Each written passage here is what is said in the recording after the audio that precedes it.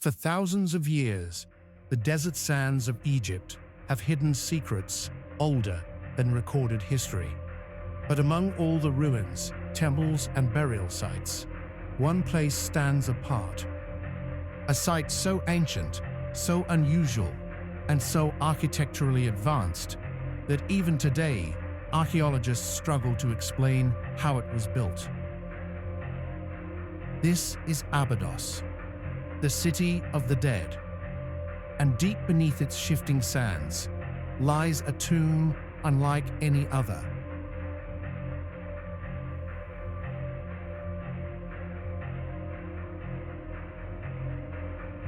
A tomb filled with unanswered questions, unexplained structures, and symbols that don't match any known dynasty. Today, we're going inside, and what we find may change everything we thought we knew about ancient Egypt. Abydos is one of the oldest sacred sites in Egypt. Long before the pyramids were built, long before the pharaohs unified the kingdom, Abydos was already a place of pilgrimage. It was believed to be the gateway to the afterlife, the place where the god Osiris was buried. Because of this, countless rulers, priests, and elites chose Abydos as their final resting place. But beneath the temples and ceremonial structures, archaeologists discovered something unexpected: a massive underground complex. A labyrinth of chambers, tunnels, and carved stone that didn't match the style of any known period. Some call it the Osiris tomb. Others believe it may have belonged to a forgotten king, but no one can say for certain. This is where our journey begins. The entrance to the Abydos tomb complex, it was first uncovered in the early 20th century, you see. At first glance, it looked like a simple shaft leading downward. But as excavators cleared the sand, they realized the structure was far more elaborate. Massive stone blocks, they lined the passageway. The walls were carved with symbols, some familiar, others completely unknown. And deeper inside, the architecture shifted into something even stranger. Smooth, perfectly cut stone, precision joints, and chambers arranged in a pattern that didn't match any known Egyptian burial layout. It was as if the builders were following a blueprint no one else had ever seen. The first chamber, it was small, unusually plain. No gold, no elaborate paintings, just a set of stone platforms arranged in a circle. On each platform sat an offering: pottery, tools, and small carved figures. But one figure, it stood out. A humanoid shape with elongated limbs and large, almond-shaped eyes. Archaeologists, they still debate its meaning. Some say it represents a deity. Others believe it symbolizes a guardian spirit. But no one has found another figure like it anywhere else in Egypt. This was the first sign that the Abydos tomb was different.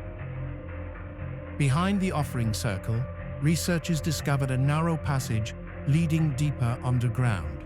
The air grew colder, the walls smoother, and the symbols more complex. Some carvings resembled early hieroglyphs. Others looked like proto-scripts from cultures far outside Egypt. It was as if the builders were blending multiple writing systems into one. The deeper the heme went, the stranger the architecture became. The tunnels were perfectly straight, the angles precise, and the stonework so advanced that modern engineers still debate how it was carved. This was no ordinary burial site. It was a deliberate, carefully engineered structure, built with a purpose that remains unclear. After descending through the passage, the team reached the main chamber, a vast underground hall supported by massive pillars. The scale alone, it was astonishing.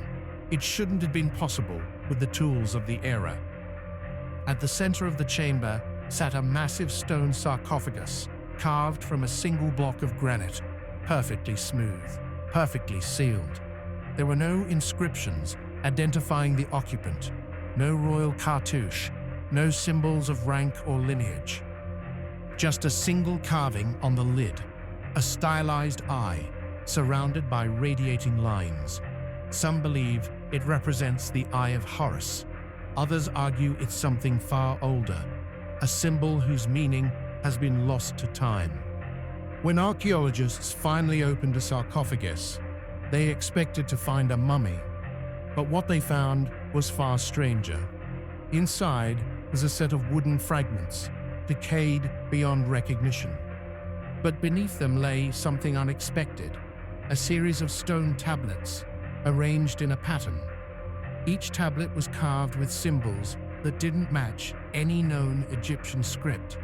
Some resembled constellations, others looked like mathematical diagrams. And one tablet showed a map, not of Egypt, but of the night sky. The tablets appeared to describe rituals, astronomical events, and a journey through the underworld, but the exact meaning remains a mystery. This discovery changed everything. It suggested that the tomb wasn't built for a person, but for a purpose. Even today, the Abydos tomb raises more questions than answers. Why was it built with such advanced engineering?